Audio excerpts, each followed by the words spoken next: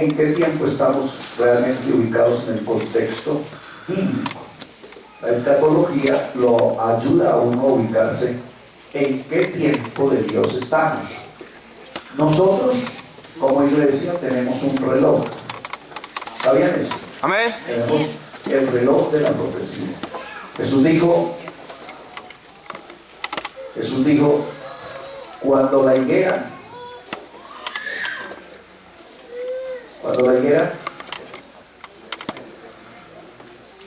esté verde, ¿y qué? Y vean que brotan sus ramas, conocer que el verano está cerca. De la higuera aprender la parábola. Esa higuera es Israel.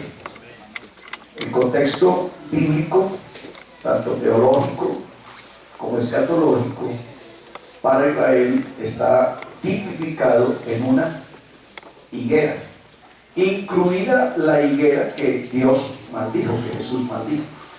Esa maldición de esa higuera la profirió Dios a una planta de higos física, natural, pero en el tipo de Israel. ¿Por qué en el tipo de Israel? Porque Dios esperaba para ese tiempo que Israel tuviera fruto.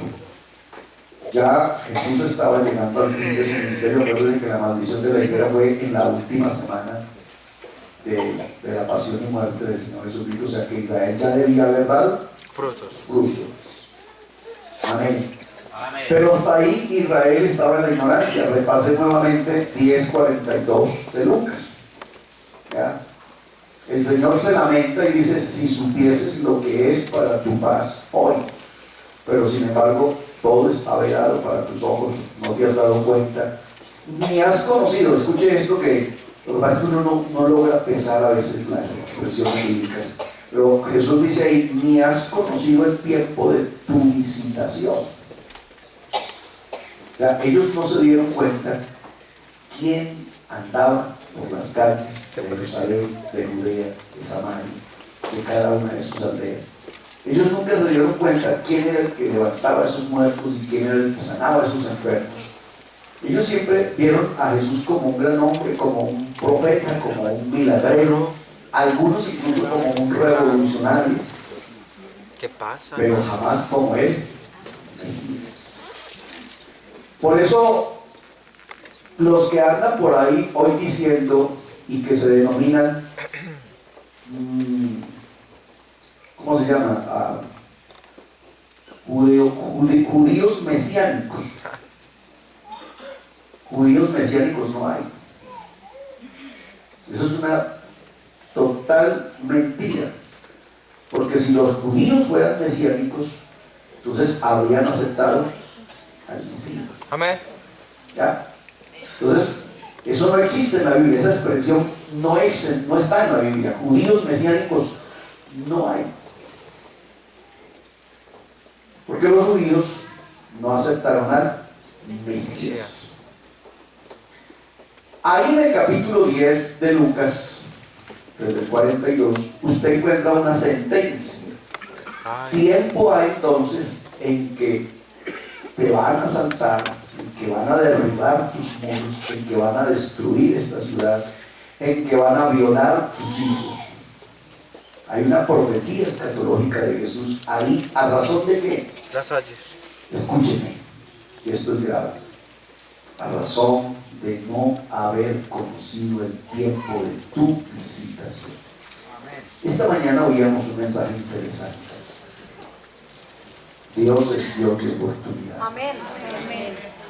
Lo grave para el pueblo de Dios es que Dios nos brinde una oportunidad. Que Dios nos visite y nosotros no nos demos cuenta.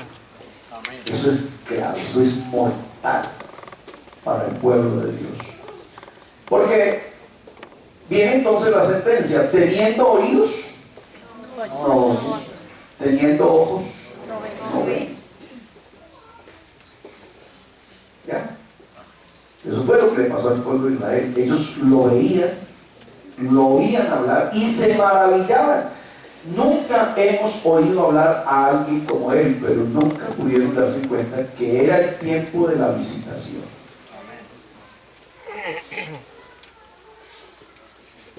¿Estamos? Alguna vez ya les dije aquí, la iglesia de Jesucristo ha de perfeccionarse a través de 7 tiempos y 5 ministerios. O sea, Dios visita a la iglesia a través de cada ministerio. O sea, es la visita, es la presencia de Dios. Hay gente en las iglesias que acostumbra a estar dedicada a pelear con la administración.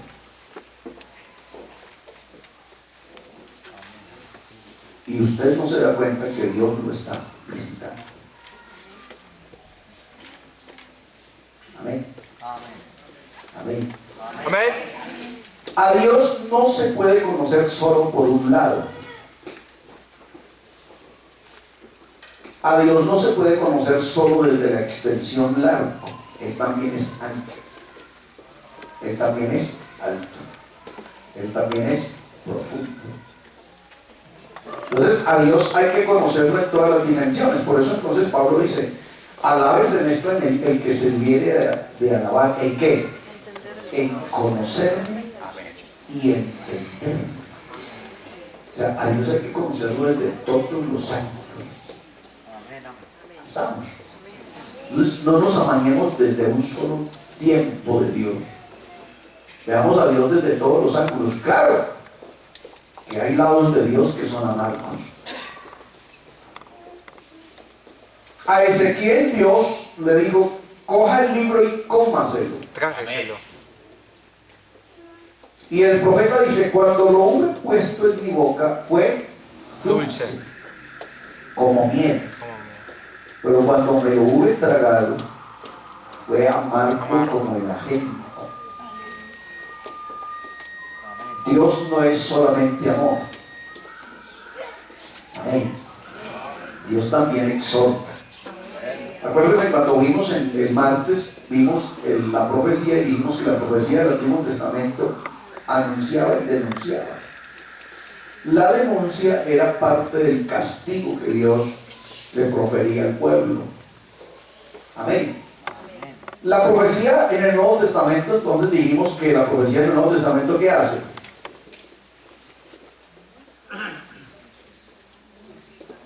¿Qué hace? Exhorta. En el Nuevo Testamento. Edificación, consolación y exhortación. Amén.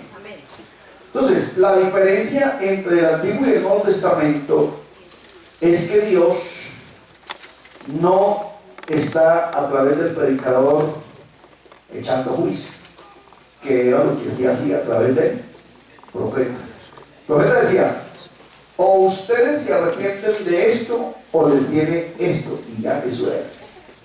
No había más. Ahora la profecía edifica, exhorta y consuela. Amén. Porque el evangelio no es juicio, el evangelio es gracia. Pero eso no quiere decir que no venga el juicio. O nosotros oímos la voz de Dios y nos beneficiamos, o no la oímos y llevamos las consecuencias. Y eso funciona así para todos. El que creyera y fuera bautizado será Salvo. y el que no creyera Será condenado. eso no ha dejado de ser así, solo que ahora se le puso el ingrediente de la gracia y nosotros a veces abusamos de la gracia. Y les voy a decir una cosa que les va a doler: los más abusadores de la gracia no son los inconversos, somos nosotros. Ah, hermano, pero Dios es bueno. Amén. Buenísimo, dijera yo. Está bueno que no nos ha consumido. Y si no, ella hubiera acabado con todos nosotros y hubiera hecho una nueva generación que de verdad viva. Que deje de estar renegando tanto. Amén. Acuérdense que Dios tuvo una intención en un tiempo, ¿se acuerdan? Bueno, yo los acabo todos y hago algo bueno. Por mí no hay problema, yo soy capaz de hacer gente mejor. Pero hubo uno que intercedió por ellos y dijo, no, vamos. Así que la escatología nos ubica en donde, en el reloj de Dios, en el tiempo del reloj de Dios. ¿Y para qué nos interesa esto? Pues para saber qué tan próxima está nuestra redención. Porque yo no me pienso quedar toda la vida aquí en la tierra. Hola. Estoy en una iglesia pentecostal. Amén. O sea, yo no pienso quedarme toda la vida aquí en la tierra. La tienda de Moisés en el desierto, el que no estuviera sembrada en un solo lugar, nos deja a nosotros una enseñanza. Y era que iban de paso, que tenían una tierra prometida. Nosotros también. amén. Pero nosotros esperamos según sus promesas. Dígalo. Así que no nos vamos a quedar aquí. La canción viejita decía: no puede el mundo ser mi hogar, no puede el mundo ser mi hogar, en gloria tengo mi mansión, no puede el mundo ser mi hogar. ¿Eso es verdad o no? Ahí entonces encontrará usted que nosotros somos habitantes celestiales, ciudadanos celestiales, dice Pablo. Gloria a Dios. Pablo a los Efesios dice que Cristo, escuchen esto, Cristo no ve la iglesia de él en la tierra, sino que ya la sentó en lugares celestiales. Amén, amén, gloria a Dios. No se alegra por eso. Amén. O sea, para él ya la iglesia está en lugares celestiales con Cristo. Aleluya. Por eso entonces dice: nuestra lucha no es contra sangre y carne, sino contra huestes espirituales de maldad. ¿En dónde? En las regiones celestes. Porque es que nosotros somos un ente espiritual. Amén. La iglesia no es un ente físico. Ajá. Me copió ese pedacito. Para eso hay una palabrita que se llama: seremos transformados. Amén. Que es lo que muchos no han podido asimilar. El día que el Señor venga por esta iglesia, ¿cuántos creen que el Señor venga por esta iglesia? El día que el Señor venga por esta iglesia. Entonces, hay un texto que dice: la sangre y la carne no heredarán el reino de Dios. Y eso es verdad. Déjelo así como está. Eso es verdad. Amén. La carne y la sangre. ¿Cuál carne y cuál sangre? ¿Ok? ¿Cuál carne y cuál sangre? Porque nosotros hemos sido justificados a través de la muerte y la resurrección ¿de quién? De Cristo. Por eso el cristiano tiene que sufrir ese momento de transformación, que fue el que sufrió el cuerpo de Cristo al ver ido al sepulcro y resucitar. Cuando Jesús estaba con los discípulos en la tierra antes de morir, aunque él lo podía hacer porque era Dios, sin embargo no lo hizo. Él siempre estuvo y se dejó sentir como un hombre de carne y hueso, y, si me permiten la expresión, limitado. ¿Ya? Por eso decía el Señor: Dios, tráigame la barca que necesito pasar al otro lado. ¿Usted cree que necesitaba la barca para pasar al otro lado? No la necesitaba, ¿verdad? Podía pasar al otro lado sin que la barca estuviera. Pero él estaba dando la lección de hombre. Amén. Pero una vez que Cristo está resucitado, él sigue teniendo la materia que ellos sí le habían visto, el cuerpo que ellos le habían visto, pero con una naturaleza ahora sí espiritual. Amén. Amén. Entonces él podía estar aquí y pasarse para la casa vecina sin dar la vuelta por la puerta. Así es, amén, amén. Amén. Entonces, ahora sí, la carne y la sangre no heredan el reino de los cielos. Pero nosotros seremos transformados. Amén. O sea, su parte física, así como ustedes, así como ustedes. No crean que allá le van a hacer manicure, ni pedicure, ni lo van a llevar a la sala de belleza, ni que le van a quitar los cortos, no. Así como está de flaco, de menudencia, o así como está de batatudo, así va. Estamos. La diferencia está en que su naturaleza pecaminosa, dígame, Amén. su naturaleza pecaminosa Amén. y su limitación física de hombre se le quita. Aleluya, amén. Y ahora recibe la naturaleza de Gloria a Dios. Cristo. Amén, amén. Para que se cumpla entonces la expresión de Pablo hasta que todos lleguemos. Amén. Amén. Y para que seamos semejantes a Él, Gloria a Dios. porque le veremos tal como Él es. Gloria a Esa Dios. expresión le veremos, amén, no parece tal. Pero si usted asume que Dios es espíritu, entonces ahora sí es grave. ¿Ya? Porque los espíritus no se ven. Pero como usted ahora recibe la naturaleza de Él, entonces usted se mueve en un lugar espiritual. Gloria a Dios. Y va a ver todo lo espiritual, todo lo de amén, Dios. Por eso Pablo dijo, yo conozco a un hombre que fue a un lugar que llaman el tercer cielo. Si en el espíritu no lo sé, si en la carne no lo sé. Lo que yo sé es que fue un hombre que subió hasta allá y vio cosas inefables. Cosas que oído no oyó. Cosas que ojo no vio. Y cosas que no se las ha imaginado el corazón del hombre, sino que Dios tiene reservadas. ¿Para quiénes? Para los que le aman, para los que esperan su venida. ¿Cuántos dicen gloria a Dios? Gloria a Dios. Esas cosas grandes y que las podemos llamar sublimes, Gloria a Dios. no las verá usted con el ojo humano, porque obviamente no estamos en condición de hacerlo. Pero una vez que entremos en esa esfera Sí, amén, aleluya.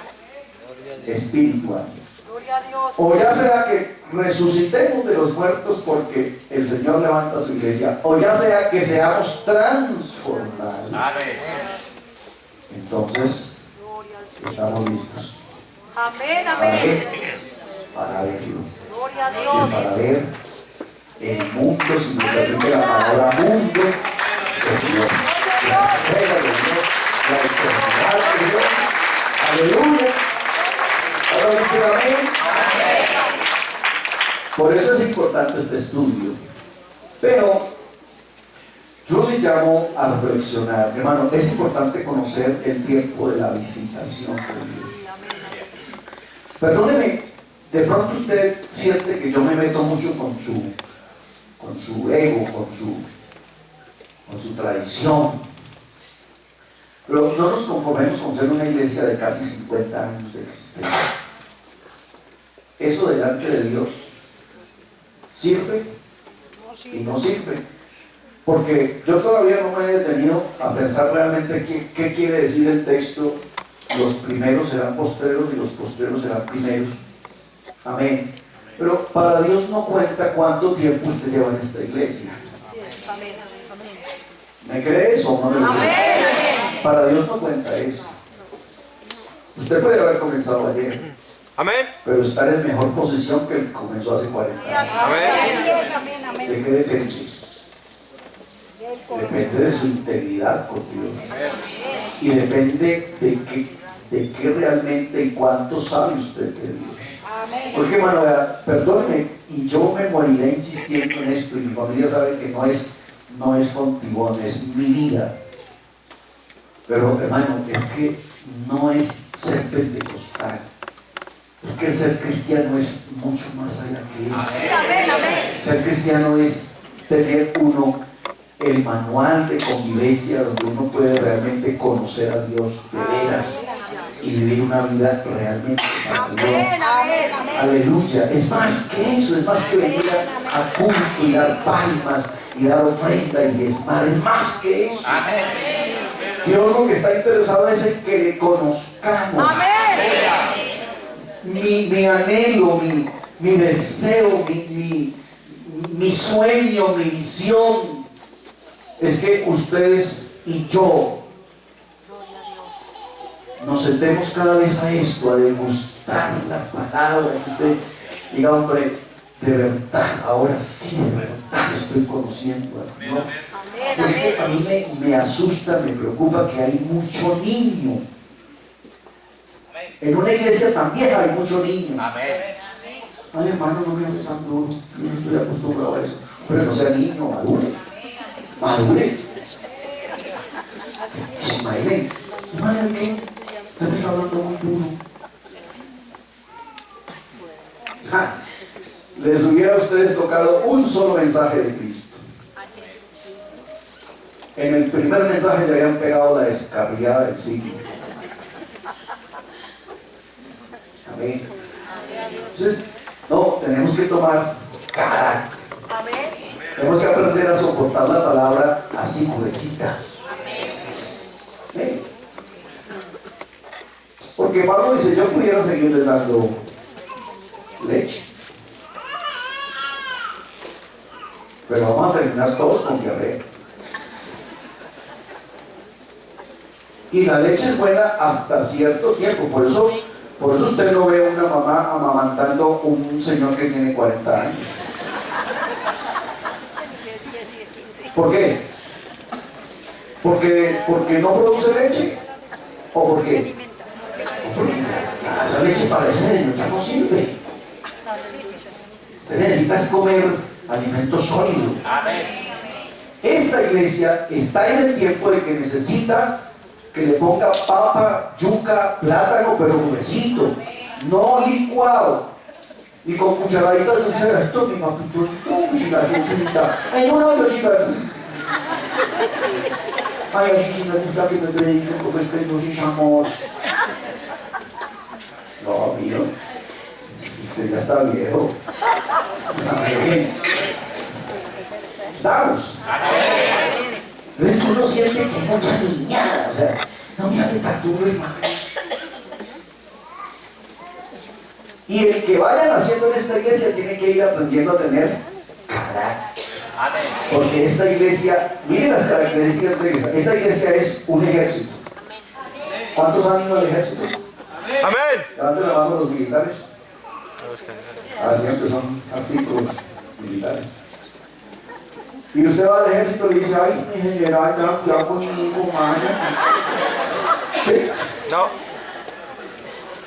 Vean, mi general, que es que yo estoy enseñado a levantarme a las 8. Y en mi casa mi mamá me calienta el agua. ¿Sí? Y entonces el general dice, ay, sí, pobrecito el muchachito, calientemos el agua. Listo, un abrazo. Amén. Para que madure, para que sea valor. Esta iglesia es un ejército. Amén. Que tiene un general que ha peleado todas las batallas. Y no se ha burlado.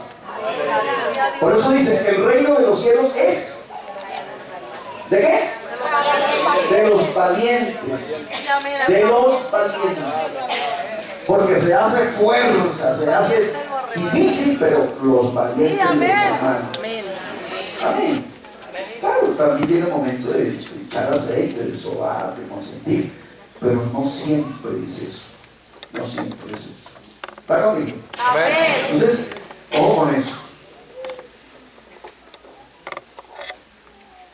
Jesús en el capítulo 24 de Mateo, esto realmente es una extensión, escúchenme, Mateo 24 es una extensión de Lucas 10:42, porque ve que en Lucas 10:42 hay una sentencia.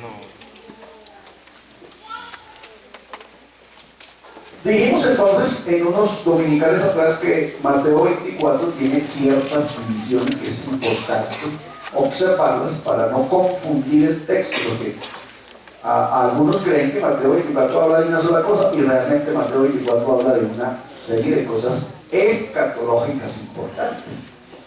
La primera división de Mateo 24 la encuentra usted en el versículo 1 y versículo 2. Amén. En realidad, ¿qué es lo que hay en Mateo? Dice, y estando él sentado en el monte de los olivos, los discípulos se le acercaron aparte diciendo: 1. Dinos cuándo serán estas cosas. Primera pregunta. 2. ¿Qué señal habrá de tu venida? Y 3. Y del fin del siglo. Miren que uno rara vez le pone atención a eso. Uno rara vez le pone atención a eso.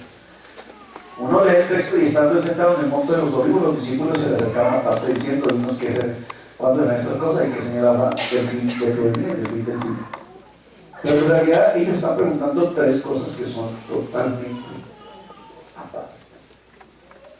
¿Qué fue lo primero que preguntaron? ¿Qué señal habrá de tu venida?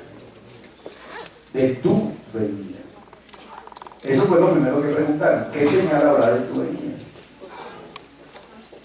¿Qué más le preguntaron? ¿Cuándo será el fin de estas cosas? ¿Y cuándo se acaba el siglo? Ahora, miren que no son preguntas tan simples de responder. Devolvámonos entonces 2000 y algo más de años y preguntémonos: ¿a cuál siglo se refería? ¿A cuál siglo? ¿De cuál venida hablaban?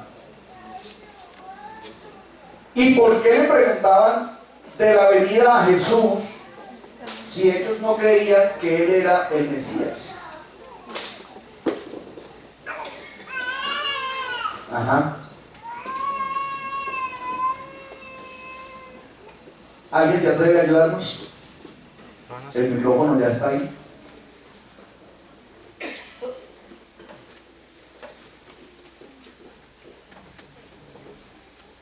Buenas. Para lo de la participación al micrófono.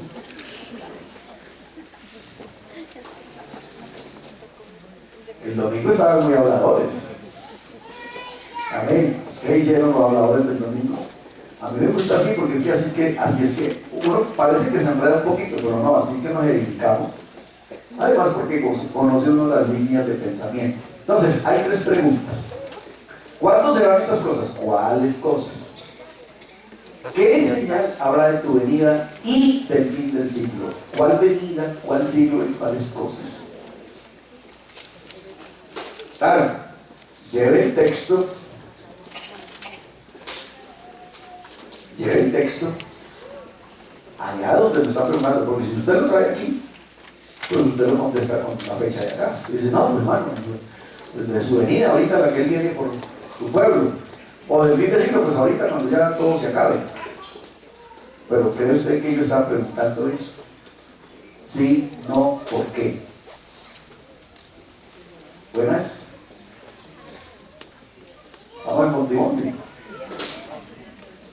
Ustedes son habladores. ¿Sabes? Pues, Anabel. ¿No? ¿Pasamos por alto eso? Entonces dígame la lengua, porque no es como hacemos que hoy estoy medio tímido. ¿Alguien quiere participar?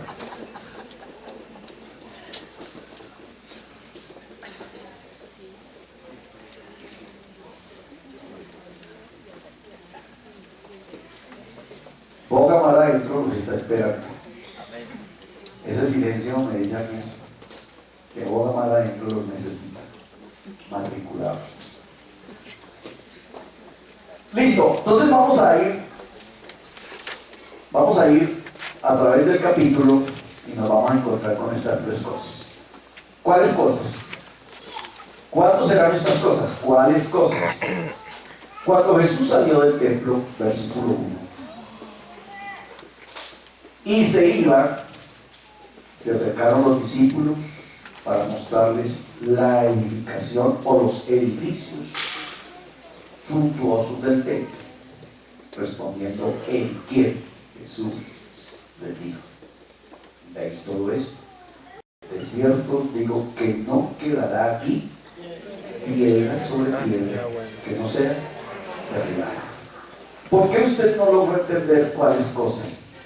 Porque usted no hizo lo que le acabé de decir. Yo le dije, vaya a Lucas capítulo 10 desde el verso 42, porque esta es una extensión.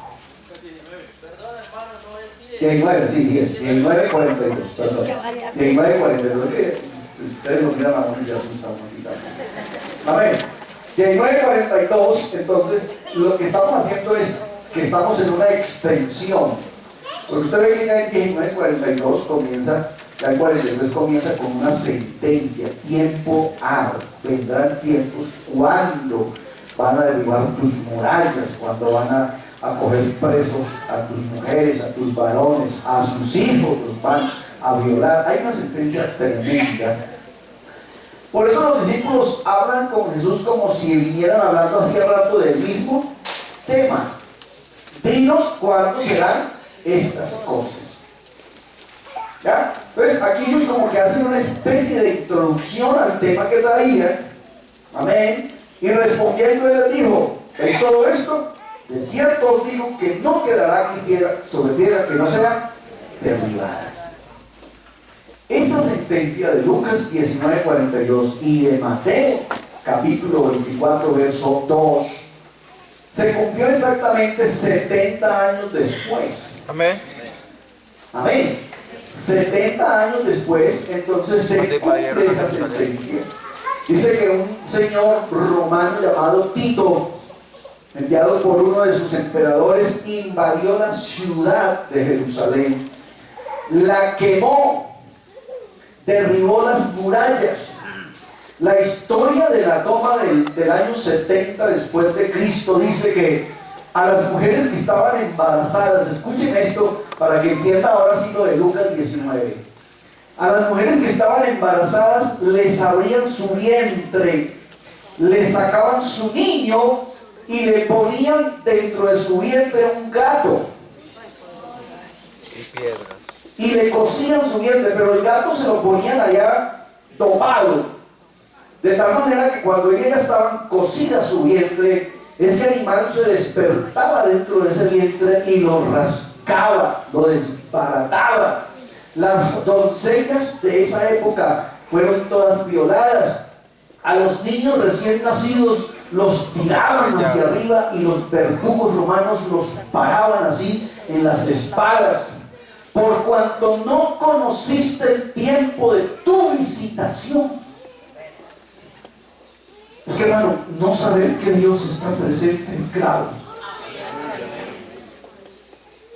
Amén. Es que hacerse el loco con Dios es grave. Es que dárselas de importante con Dios es grave. Hay gente que dice: yo no voy más a iglesia porque a mí Dios ni siquiera me sana. ¿Y usted cree que Dios va a perder algo con eso? ¿Ah? Usted le puede causar algún problema a Dios porque usted no venga a la iglesia. Nadie que se haya levantado en contra de Dios le ha ido bien. Amén. Todos han perecido. Nadie. Pero no hay cosa que mueva más a Dios, es que uno llegue con un corazón Sí, amén, amén. contento.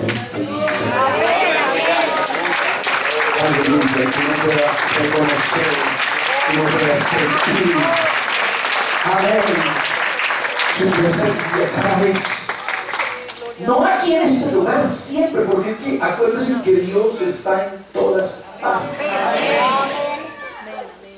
El problema nuestro es que nosotros tenemos en el disco duro, en el chip que tenemos metido en la cabeza, es que Creemos que Dios solamente está aquí, entonces aquí es donde nos volvemos como monjas. No, Señor, Dios está en todas partes. Hay que reconocerlo, hay que bendecirlo, hay que adorarlo en todas partes. Nosotros no somos religiosos.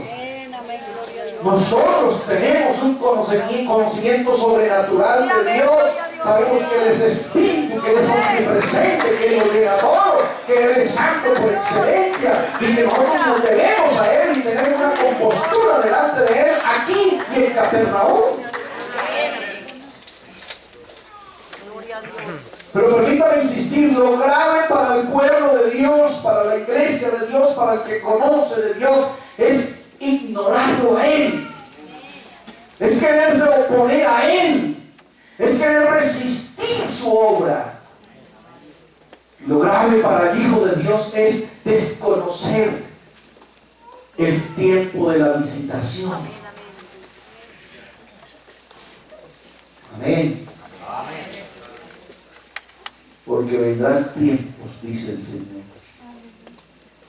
tiempo de que te vas a lamentar de haber desconocido quién estaba presente. ¿Cuántos dicen amén?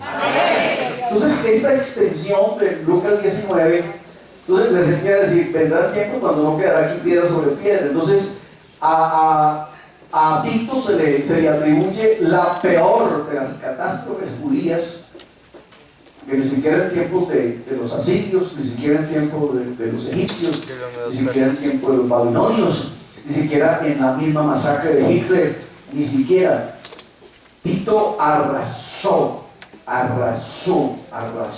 con el pueblo judío, con la ciudad, con el lugar santo, acabó, lo destruyó, acabó con la dignidad, con la honra del pueblo de Dios.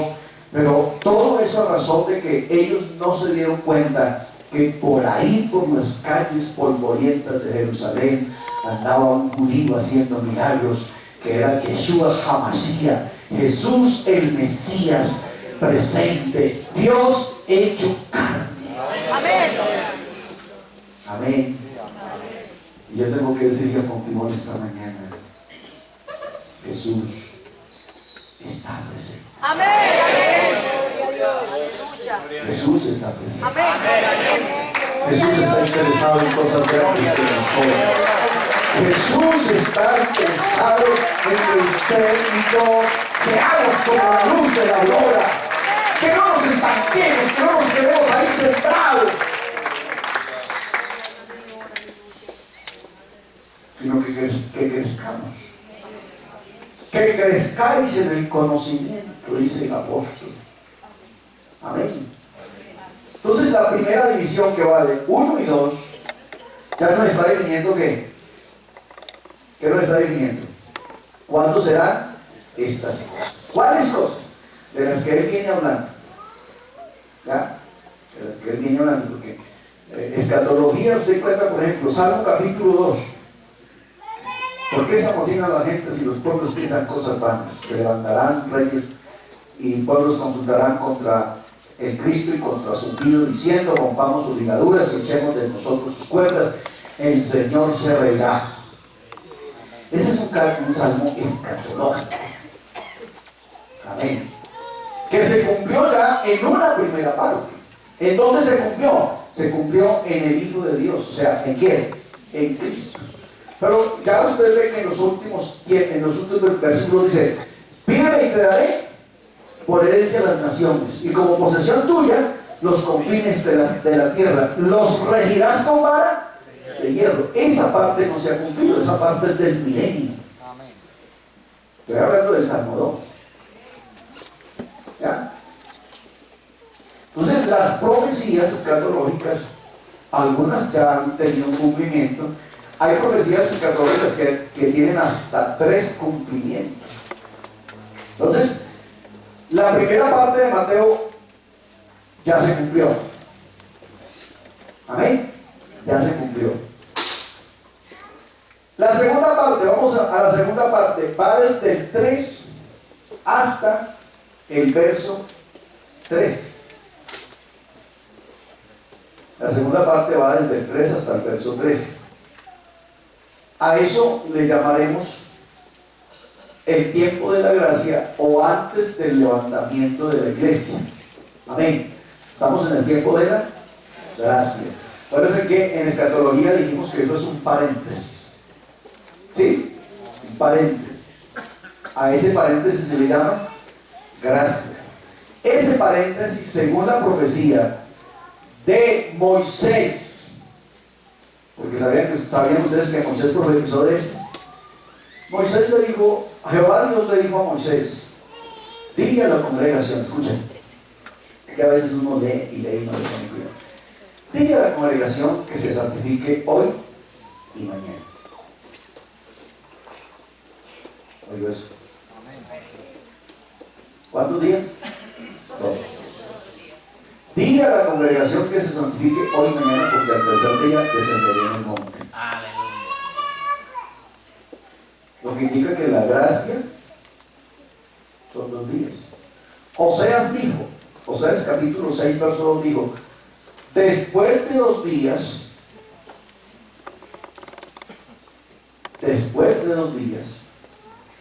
nos resucitará y vendremos y reinaremos con él. Al tercer día estaremos en reinado con Cristo. Amén.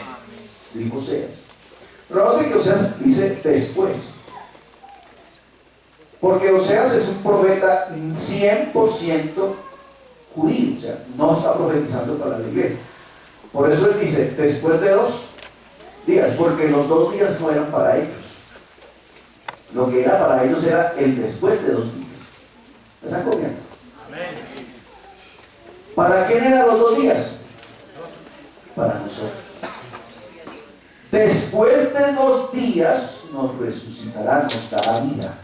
Porque Israel hoy está como nación espiritualmente muerto. Leas Ezequiel capítulo 37. ¿Sí? ¿Han leído Ezequiel 37? Vino palabra de Jehová a mí diciendo, ¿qué ves? Y él dijo, veo un valle de huesos secos. Y la palabra de Jehová le dijo a Ezequiel, profetiza sobre estos huesos, y huesos secos, oí palabra de Jehová. Todos los predicadores pentecostales que respeten han hablado de ese tema con referente al Espíritu Santo y no tienen nada que ver con el Espíritu Santo. Algunos hasta han recibido el Espíritu Santo, pero no sé por qué no han recibido el Espíritu Santo. ¿Ya? Es una profecía netamente al Israel físico y al Israel espiritual. Déjese claro que no estoy hablando de 2 Israeles, porque por ahí hay una doctrina que algún día la discutimos, de que hay un Israel espiritual. ¿Cuántos creen que sí? Que hay un Israel espiritual. No, hay un Israel. Hay un Israel y hay una iglesia, pero no hay Israel espiritual. Yo dije, estoy hablando del Israel físico y el Israel espiritual. O sea, nosotros tenemos una parte física y una parte espiritual. Ahora dije, la iglesia es un ente espiritual, pero también somos un ente físico. Ahora estamos aquí en la tierra y somos un ente físico. Pero dentro de ese ente físico hay un ente espiritual. Eso también es Israel. Entonces, Ezequiel 37 está dirigido a un Israel que está muerto físicamente, pero que también está muerto espiritualmente. El Israel físico, una vez que termina la profecía, el versículo siguiente dice, y fue un ejército enorme de pie. Porque al otro día, o en el capítulo 38, viene Armagedón. Y Armagedón es para Israel la definitiva guerra. Entonces 38, 39, 40 hablan de la invasión del rey del norte con toda su región. Apocalipsis 8, 9 por ahí.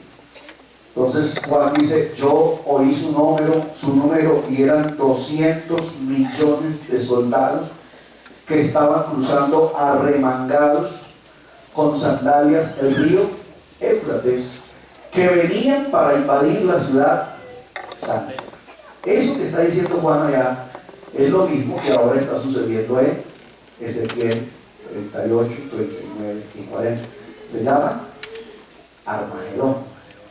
¿Quiénes van a pelear contra Israel? Todos sus archienemigos en cabeza de un señor llamado Rusia. Ahí está entonces todos los descendientes de Ismael, todos, absolutamente todos los descendientes de Ismael van a venir a pelear contra Israel, porque ellos suponen que Israel, los judíos, les robaron la herencia que también es de ellos, porque como son hijos de un mismo papá, llamado como Abraham. Entonces ellos dicen, ¿cómo van a heredar solamente ellos porque son hijos de Isaac y no nosotros porque somos hijos de Ismael? No, también tenemos derechos. Y todos los descendientes, miren lo tremendo de esto, todos los descendientes de Ismael hoy son los que están hoy posesionados de todos los 650 pozos de petróleo que hay ahí en el Medio Oriente. Que eso no es de ellos, eso es de Israel. Escúcheme esto, después de esta guerra, que se llama Armagedón, Israel va a llegar a ser 100 veces más grande que lo que es ahora. Porque esa es la tierra que Jehová Dios les dijo que serían de ellos. Una vez que Jehová Dios derrote a la gente que viene haciendo la invasión de Armagedón, porque Dios estará ahí parado, acuérdense, leas en Zacarías 11, 12, 13 y 14, y entenderán bien esto. Dice que Él viene y pone sus pies en el monte de Megiddo, y el monte y se hace un gran valle donde se peleará la batalla. Amén. Pero dice la Biblia que será tan tremenda la mortandad que van a durar 7 meses enterrando muertos. La sangre subirá hasta el freno de los caballos. Amén. Eso lo vamos a ver, pues estamos ahí haciendo. Amén. Cuando llegamos allá a Apocalipsis y veamos el destape de los sellos, la ruptura de los candados, vamos a entender eso. Pero les estoy hablando esto para que ustedes entiendan que Dios es exacto en las profecías. Amén. Y que la escatología sí es para nosotros. O sea, no podemos llegar al cielo para entender esto, porque en el cielo esto ya no nos importa. Amén. ¿Sabe qué nos interesa en el cielo? Contemplarlo a Él. Sí, amén, amén. Verlo a Él. Amén.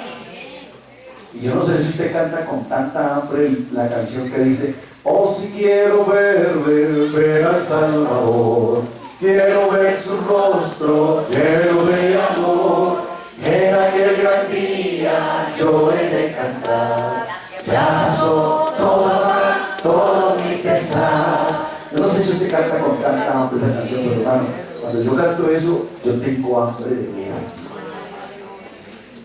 Porque no solamente es verlo, sino lo que sigue, ya pasó. Aleluya. Así usted esté llorando, pero ese día ya no, ni te acordarás de lo que viviste aquí en la tierra. ¿Cuánto dicen gloria a Dios? Entonces, la segunda división está todo lo que tiene que ver con la gracia. Déjeme describirle algunos aspectos de la gracia. Amén. A ver si me ayuda por acá. Entonces, en la gracia, eventos sobresalientes, Pentecostés. ¿Cuántos dicen amén? Amén. Nosotros somos de la gente del Pentecostés. Mira, bueno, es que el problema de los pentecostales, y yo soy pentecostal con ustedes, pero el problema es que nosotros nos lo pasamos añorando el Antiguo Testamento.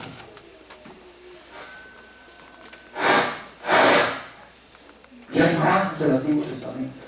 Y claro, hay cantautores como Danilo Montero que nos obligan a pensar tonterías y ¿dónde están aquellos como Elías, aquellos como Daniel? Marcos Villarreal, eso hace poquito.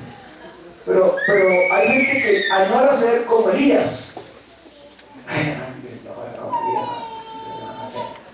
y yo voy a como la vida, y yo voy a como Salomón. Con respeto lo voy a decir, el más mocoso que está aquí esta mañana, el más mocoso que está aquí esta mañana, bautizado en el nombre de Jesucristo y sellado con el Espíritu Santo, es más. Sí, amén. Amén, gloria a Dios. Gloria a Dios. Diga gloria a Dios. Diga gloria a Dios. Yo se lo puedo comprobar bíblicamente. Aleluya. Es más que cualquiera de ellos. Sí, Señor. Entonces, no esté lamentando cosas que... Amén. Bendito sea el Dios y Padre de nuestro Señor Jesucristo, que nos bendijo con toda bendición espiritual. Aleluya. ¿Oyó lo que dije? Amén. Que nos ha dado grandísimas y preciosísimas. Gloria a Dios. Aleluya. Pero no nos bendijo con una. Nos bendijo con toda bendición espiritual en los lugares celestiales en Cristo. Amén. Bueno, hermano, mire, ahí es donde yo insisto y usted se va a cansar conmigo en eso. Pero es que hasta que nosotros no aprendamos a estar en Cristo, no aprenderemos a vivir y a disfrutar y a que el Evangelio nos sepa lo que nos tiene que saber. Hago referencia al mensaje de esta mañana. El problema de no vivir las oportunidades en Cristo es que creemos que esto es una carta. Creemos que uno visto en la iglesia es una carta. ¿Para qué me metieron a mí en esta? El pastor cree que yo soy un desocupado. Qué ignorancia. Dios no quiere desocupados en esta iglesia.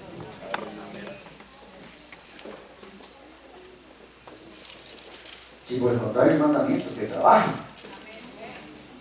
Y que el que no trabaje, que no coma. Así que Dios no quiere desocupados en la iglesia. Y el peor defecto nuestro es que nosotros le andamos poniendo trabas a Dios y que no me ponga porque yo estoy muy ocupado. ¿Y usted cree que Dios estaba desocupado en el cielo cuando vino a salvarnos? ¿Ah? Aleluya. La clave es estar en Cristo. Amén. Entonces nosotros somos la iglesia ¿de dónde? Del aposento para acá. Amén, amén. Porque hasta el aposento no había iglesia. Nosotros somos del aposento para acá. Por eso somos la iglesia pentecostal. Amén, amén. Porque somos un derivado, un producto del Pentecostés. Pentecostés quiere decir día 50. Amén. Día 50. Después de Pentecostés vino la iglesia neotestamentaria o la iglesia primitiva, la época del Nuevo Testamento. Vino también la época apostólica o el fin de la época apostólica que se dio más o menos entre los 60 y los 100 años. Hasta ahí el último apóstol que se cree que murió fue Juan en la isla de Patmos. Amén. Eso sí, aclarando que todos murieron en manos de los romanos. Y yo no sé por qué ahora se apropiaron de Pablo, de Pedro, de Juan, de todos, se apropiaron si ellos mismos los mataron. Qué absurdo. La gente, Dios mío. Todos los apóstoles, casi todos, se cree que unos 2 o 3 murieron de muerte natural, pero los demás, todos, fueron asesinados por Roma. Incluido el mismo Juan, porque a Juan, ¿sabe por qué llamaron a Juan a la isla de Patmos? Porque a Juan lo envenenaron y el veneno no lo mató. Así es. Entonces, como en una manera de venganza y de ellos mismos sentirse como un poco, ¿cómo se llama?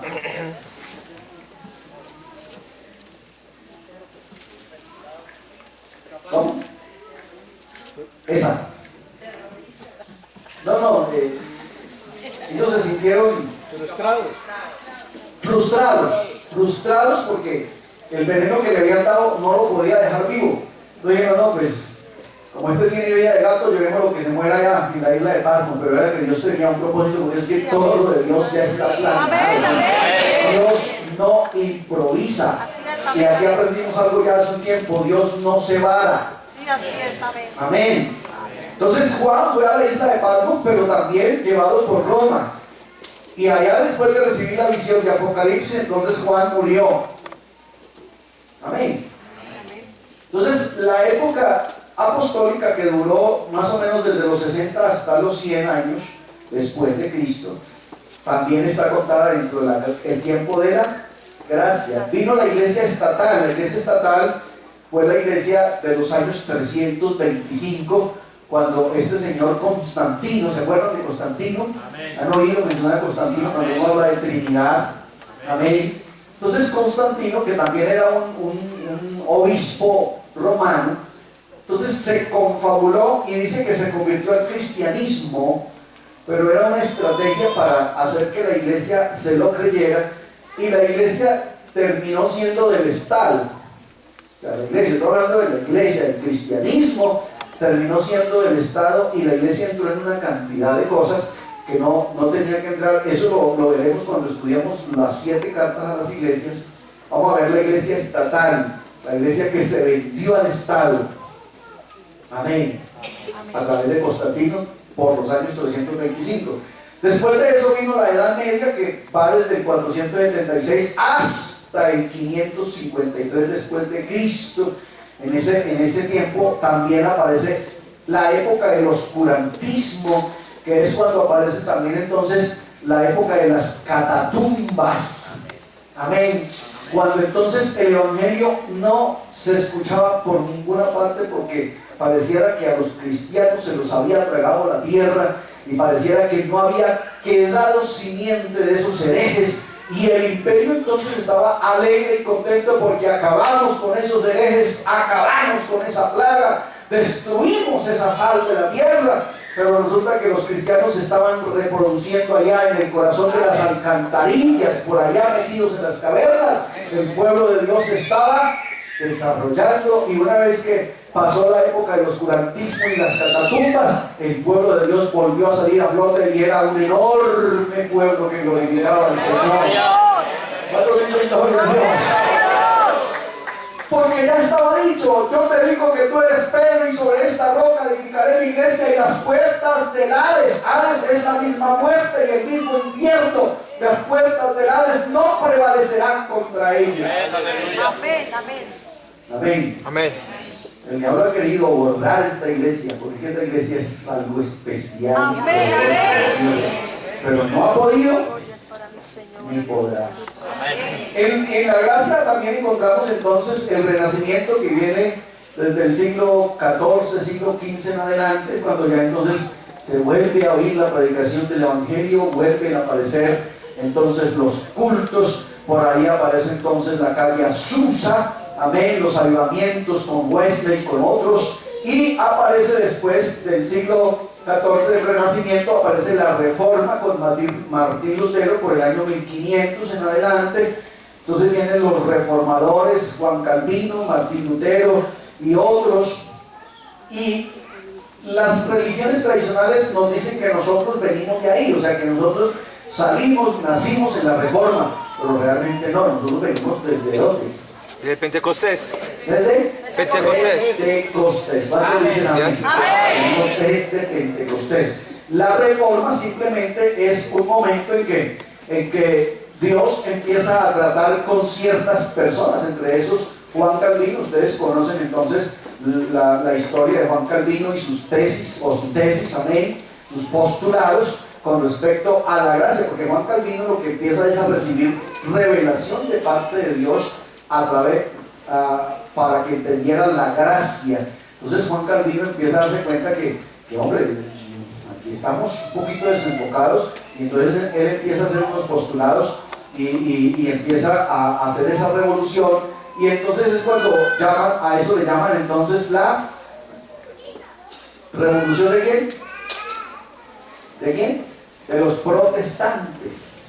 A nosotros nos llaman los protestantes. La Iglesia Católica nos dice los hermanos protestantes. Cuando yo fui a Tocaima a predicar, entonces el pueblo se fue con el cura, contra el cura, y le decía: padre, por favor, ayúdenos a sacar a estos evangélicos de aquí, del pueblo, y pues si ya se nos metieron, pues por lo menos que estén por allá en una vereda, que estén por allá al pie del matadero o detrás del cementerio. Y lo chuzaban al padrecito, y entonces dice que un día en plena misa, cuando el templo, el padrecito estaba lleno, y él sintiéndose tan acosado por todo el pueblo, entonces les dijo: vean, hermanos, yo quiero hablarles con respecto a los hermanos pentecostales, dejémoslos quietos, que al fin y al cabo ellos también se salvan. Eso me lo contó un propio católico del pueblo, que nos dijo: ¿sí saben que el padrecito está de parte de ustedes? Y ¿cómo así? No, sí, no, que el pueblo está chuzando porque lo saquen a ustedes de aquí del pueblo, pero el padrecito nos dio el consejo que los dejáramos quietos porque al fin y al cabo ustedes también se salvaron. Qué bondad, ¿sí o no? Nos regalaron un pedacito de salvación. A los dicen gloria a Dios. Por algo cantamos: salvo soy de seguro. Amén. Entonces eso hace parte de lo que llamamos, ¿qué? La gracia, que va desde el versículo 3 de Mateo hasta el versículo 13. ¿Está claro ahí? Entonces miren que ya llevamos dos divisiones. La primera, 1 y 2, que se cumplió años 70 después de Cristo. Del 3 al 13 es lo que llamamos el desarrollo de la gracia. Estamos viendo aquí entonces algunas partes de la gracia. Amén. El versículo 14 hace una única división. El versículo 14 de Mateo 24 hace una única división. De eso también hemos hablado. A eso se le llama el evangelio del testimonio, que está también en Apocalipsis capítulo 9. Dice que vi volar por arriba del ángel, por arriba del cielo, a un ángel que decía: temed a Dios y dadle gloria. Amén. Pero escuche el contenido del mensaje. Temed a Dios y dadle gloria, porque sus juicios han llegado. O sea, miren que ahí no hay un mensaje de arrepentimiento. O sea, lo que está es denunciando. Amén. Ya no es un mensaje para que se arrepientan. Arrepiéntense, venid a mí todos los que estáis trabajados y cansados. Sino, tengan miedo. Tengan miedo porque llegó la hora. Permítame esta expresión un poco tolimense. Dios está chicho.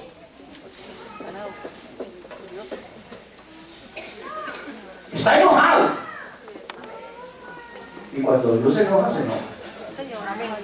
Así que tengan miedo. Y si pueden, darle gloria, porque la hora de sus juicios ha llegado. Amén. Amén. Y usted pasa al capítulo siguiente y empieza el derrame de las copas. O sea, que no es un mensaje para que la gente se arrepienta, sino que Dios no castiga inocentes. ¿Oyó eso?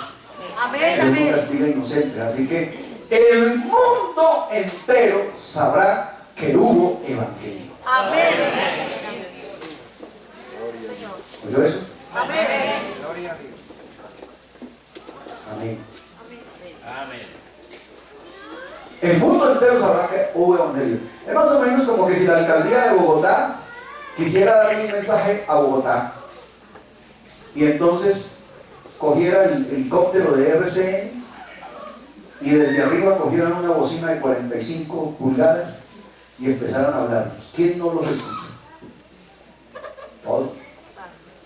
Todos. Eso es lo que Dios va a hacer. Un ángel volando arriba, gritando. Amén. Con voz de trueno.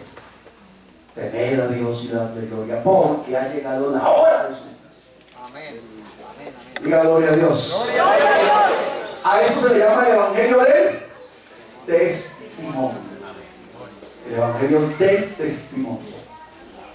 para que entonces cuando llegue el día del trono blanco, que lo encuentra usted en Apocalipsis capítulo 20 al final, y lo encuentra en Romanos 2, para que vaya haciendo el cotejo ahí. Romanos 2 habla del juicio del trono blanco. Amén. El día en que Dios juzgará los secretos del mundo conforme a mi evangelio, termina diciendo Pablo en Romanos 2. Ese día es el día del juicio final o el juicio del trono blanco, que es diferente al tribunal de Cristo. Hola. Amén, amén. Amén. Es diferente al tribunal de Cristo. En el juicio del trono blanco estarán todos los muertos de todas las épocas, pero claro, los muertos que no resucitaron en la primera, porque esta ya es la segunda, que se llama resurrección de condenación o resurrección de muerte. La gente siempre le pregunta a uno, pastor, en el juicio del trono blanco ¿hay gente salva? ¿Usted qué cree?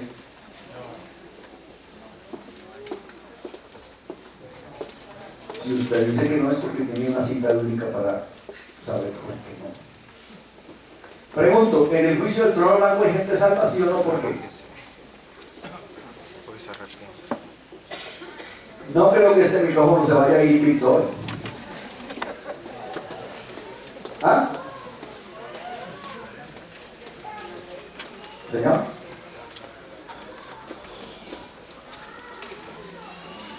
¿Qué dice? Oiga, hoy están bien tímidos, ¿no? Van a dejar este micrófono invicto. En el juicio del trono blanco, ¿hay gente salva, sí o no? ¿Por qué? ¿Ah? ¿Señora? Sí, pero en la gran tribulación van a haber salvos y ya una vez también. ¿Ustedes creen que en la gran tribulación va a haber gente salva? Creo que sí. ¿No? Yo digo que sí. Y se lo puedo comprobar bíblicamente.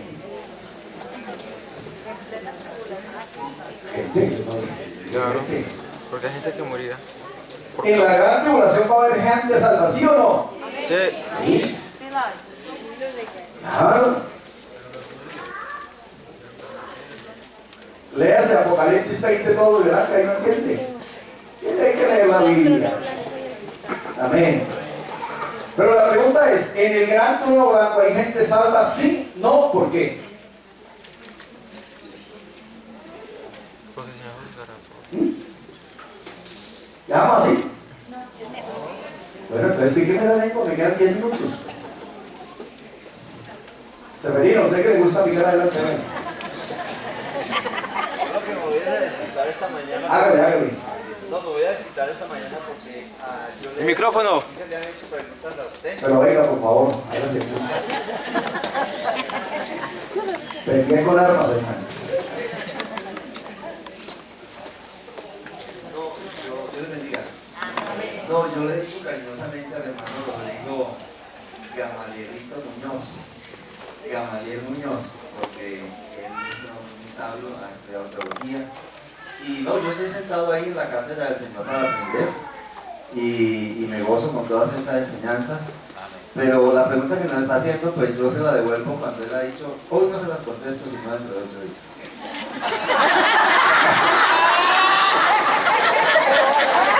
¡Ay, Señor! Yo no lo digo que no. Es mi tío. Damos gloria a Dios. Listo, como ustedes no quieren saber eso, entonces sigamos. ¿Qué hago? ¿Yo qué hago? No, es que si usted se va con la duda, viene el domingo. Viene el domingo y puede que el domingo. Lo que pasa es que son cosas que van saliendo ahí y que a uno se le ocurren, pero una vez que entremos en el estudio, porque apenas estamos en escatología haciendo como una especie de introducción a Apocalipsis. Pero cuando nos aterricemos en Apocalipsis, ya les prometí que vamos a ir texto por texto. Ya no vamos a estar salteando la Biblia así como más diciendo que vamos a ver Apocalipsis 1, 1, 1, y definimos eso.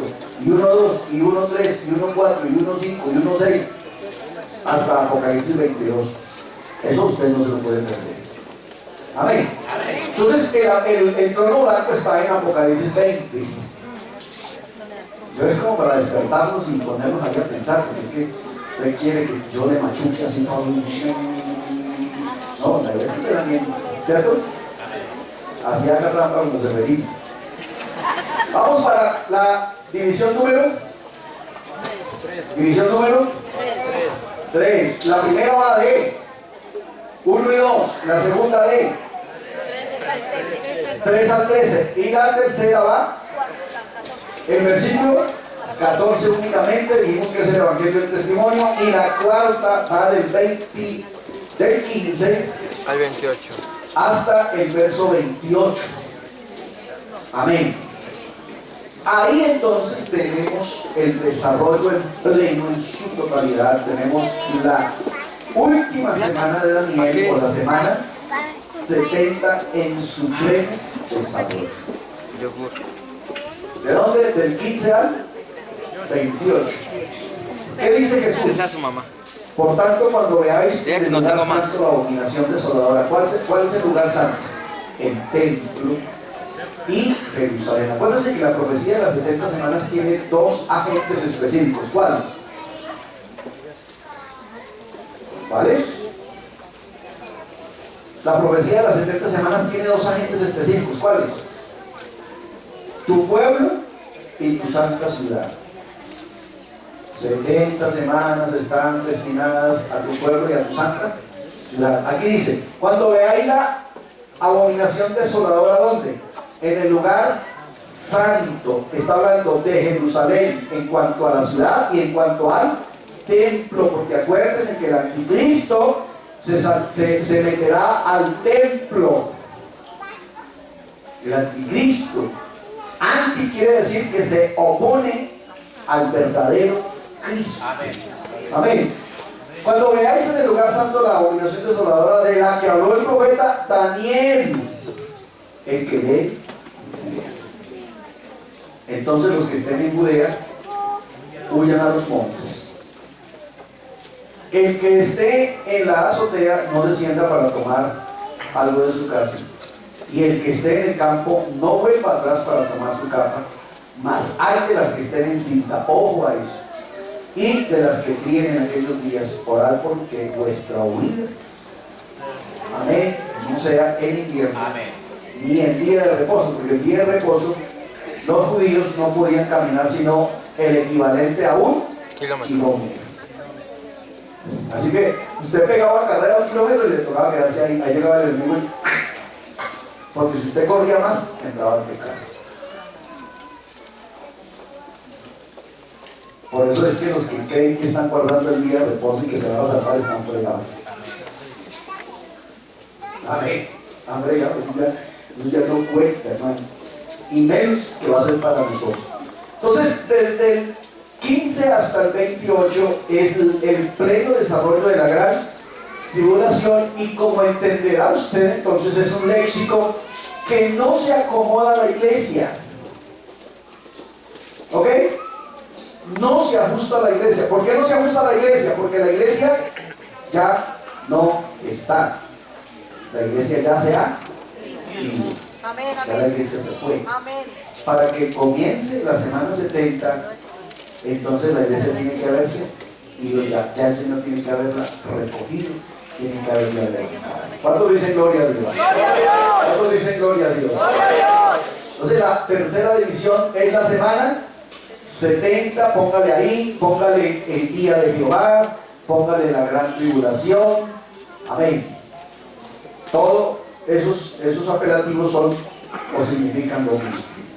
Vamos a ir a una cosa que se llama el aceite de la vida. Cuando dice gloria a Dios. Mientras conectamos el aceite de la vida, si hay alguna pregunta, prometo que la respondo ahora.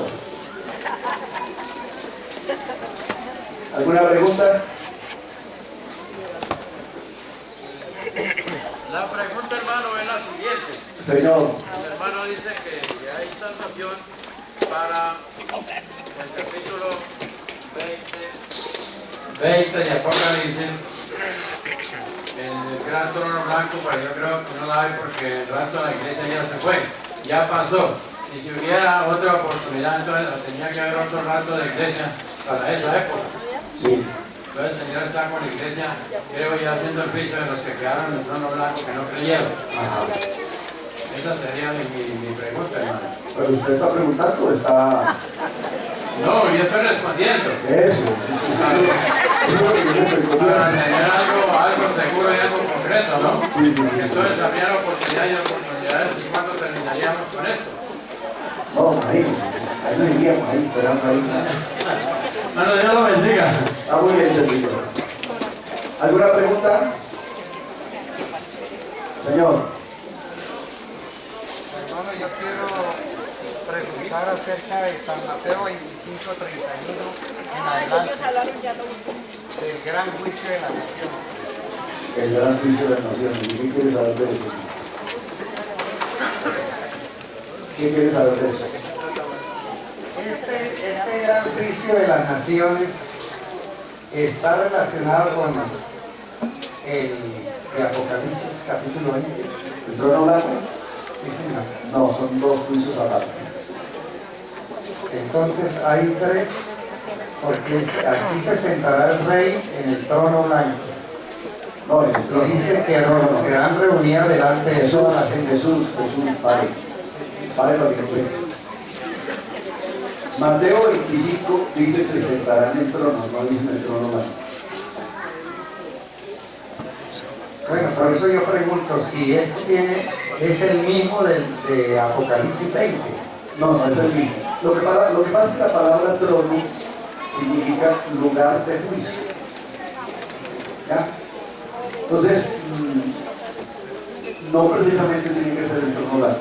Hay un juicio, pero no es el trono blanco. Entonces, el juicio a las naciones,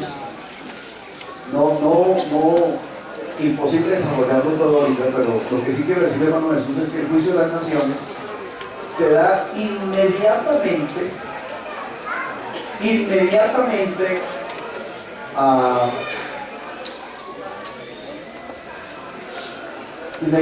se le Armagedón.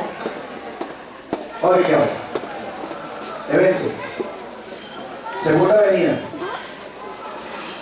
2. Armagedón. 3. Juicio a Israel. 4. Juicio a las naciones. Esos 4 eventos nos dicen que nos estamos preparando para entrar al milenio. ¿Ok? Para entrar al milenio. El juicio de las naciones es para que los gentiles amigos de Israel puedan pasar al milenio.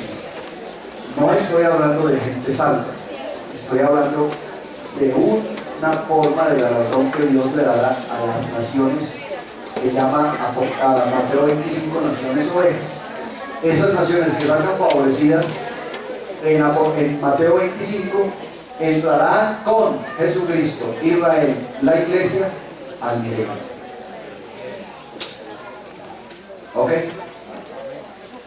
Ahondaremos más cuando lleguemos allá, a ese juicio, pero en realidad eso es lo que se llama el juicio de las naciones. Una vez que Cristo venga por segunda vez, se da Armagedón, se da el juicio a Israel, y viene el juicio de las naciones, y al otro día se establece el milenio. ¿Ok?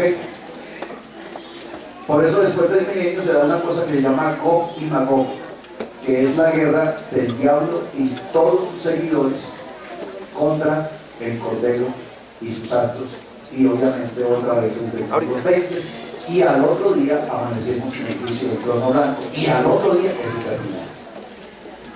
¿Cuánto dice la gente? Diga gloria a Dios.